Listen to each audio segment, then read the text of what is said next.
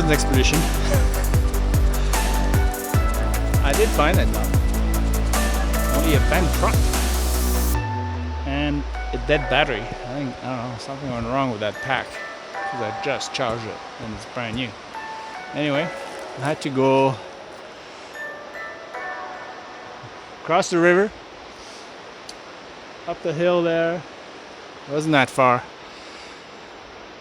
but the only way I found it is because of the DVR from the goggles, so I just played it over and over until I could figure out sort of where it was, because the battery is completely dead, no motors beeping, and of course I haven't installed the beeper. So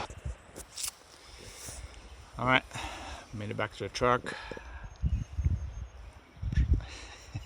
I sure wasn't prepared for that kind of rescue. I'm just wearing shorts and little running shoes, so I was like booting through the snow, punching through to my knees.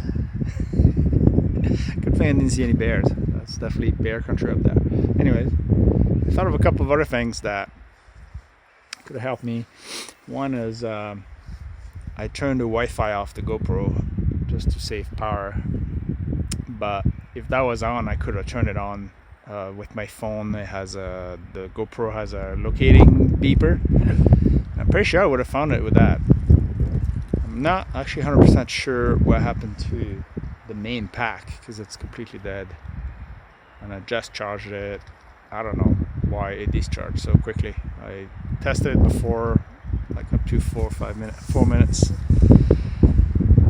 and this time it was like 250 or something. So I'm not sure what happened there.